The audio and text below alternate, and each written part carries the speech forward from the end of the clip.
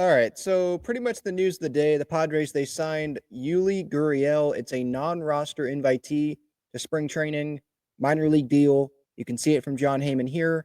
1.25 mil if he makes the majors, plus 1 million in incentives.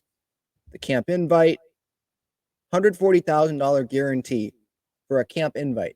Pretty nice. Pretty nice to be Yuli Gurriel. He's like 40. Remember, he started his big league career when he was, I want to say 32, because he was playing in Cuba. Or he either, I know he had played in Cuba in the past, or he was coming from Cuba when he first came to the big leagues.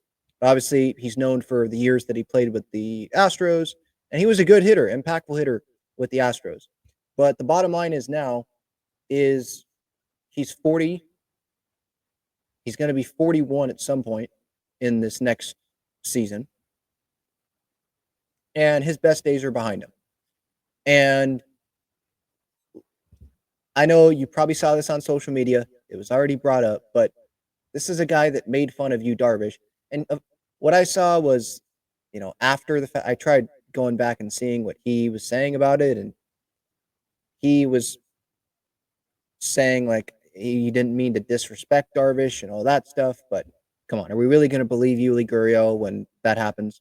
He got a 5-game suspension for that. We know what was happening there. So you want to bring him into the clubhouse. This isn't prime Barry Bonds that we're talking about. This isn't prime Bryce Harper that we're talking about. You're bringing in a guy that's 40, a guy that isn't coming off the best year. He had limited time. He played good when he was with the AAA Braves team, but then he comes up with the Royals. It's not like he, was super impressive in the postseason with the Royals. I know it was a small sample size. It was like 20 plus at bats, but he got 4 hits in those 20 plus at bats. To me, looking at his year, it's not something that jumped off the page. You look at his career splits, and they're pretty comparable, like left and right. It's not like a big difference. Now, last year, with the sample size, which again, it was 18 games, 17 games started. It's not a big sample size, but he did much better. Let me find it. Against righties, weirdly, because he's a righty, but 819 OPS in 14 games, 38 plate appearances against righties, and 27 plate appearances. He had a 355 OPS. Again, very small sample size. Don't think we should take too much from that. But for me, why are the Padres signing Gurriel is the question that I have. And the answer is for depth. I get it. You look at the first base situation right now, it's Luis Ariz, and he may DH a good amount. Gavin Sheets, who knows if he's going to work out. And you have Connor Joe, but he could be playing more left field than first base. He can't DH and play first, can't DH and play left. So usually this is a spot where I would say, hey, it doesn't hurt to bring a guy in, a vet like this, even if he is 40. It doesn't hurt to bring in a guy that has World Series experience and all that. And if it doesn't work, whatever. And some fans may have that same thought. But for me, when it goes beyond baseball, and I get it, this was years ago, could totally be a different person. And him and Darvish could end up being, totally cool, and it's not a problem. But as a Padres fan, when I immediately saw this, I was disappointed in the Padres for doing this. With all the talk this offseason about the payroll crunching, or not crunching, I shouldn't say that, but the clear financial restrictions that were on AJ Preller. And then they make the Pivetta move, and it's clear, all right, they're going over the luxury tax. They're not afraid to go over the luxury tax. It was about the cash flow for this year. They don't have a lot. Okay, then why are we potentially spending over $1 million on this guy? I was disappointed when I saw it. Could Gurriel prove us wrong, and could he end up helping this Padres team? Yeah. But also in the past, I think of Aroldis Chapman. I forget if it was last offseason or the offseason before, but I think the Padres were connected. There was like a report out there about the Padres showing interest in Aroldis Chapman. They ended up not bringing him in, obviously. I think he ended up going to either Pittsburgh or Kansas City after that report came out. But I was happy that, like, hey, the Padres, they didn't fall for that. They didn't go sign Chapman. And hopefully part of it was because of the human being thing. And here, they end up signing Yuli Gurriel. Now, did they have conversations with Yuli Gurriel and they believe that he has matured? I mean, he's 40, so you better be more matured. But he was in his 30s then. It's not like he was 19. Did they have conversations with him? I'm sure they did, and things are great. And maybe Gurriel talked to Darvish before they even made this deal. And the Padres, maybe they went to Darvish and said, "Hey, if you say no to this, then we will not sign him. If you say okay, it's fine, then we're going to bring him in.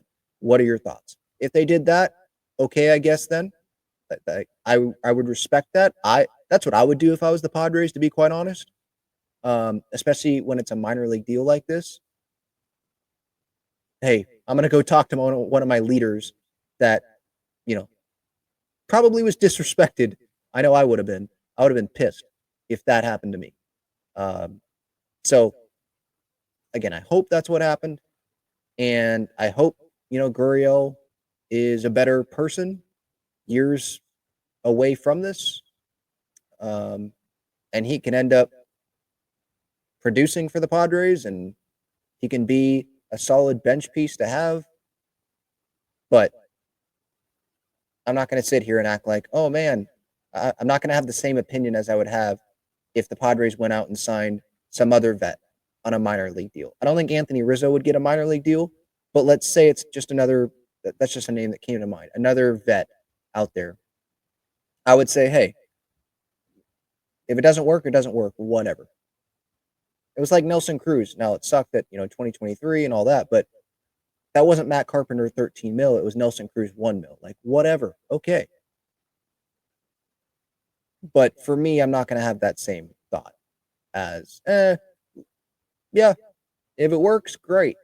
How can you not like this move? You can't hate this move. That's some of the thoughts I know. I think Kyle Hart, I recently said that about his move. Why not? But with this one, it just feels a little bit different. So give me your thoughts in the comments. Eric Grutner, he is speaking tomorrow, CEO of the Padres. Probably will get nothing out of him. We'll see. But no Eric Kutsenda, no John Seidler, which if you were expecting John Seidler, you just don't know enough about the process probably.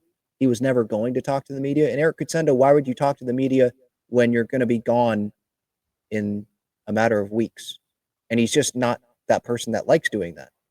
So he probably took the opportunity to be like, yeah, it doesn't make much sense for me to talk. I'm not going to talk. And they just send Eric Grutner out there tomorrow. So we'll see what happens there. I saw Manny 100%, which is going to be like the only day he's 100% in this year, but he wasn't that going into last year. So that's a good sign.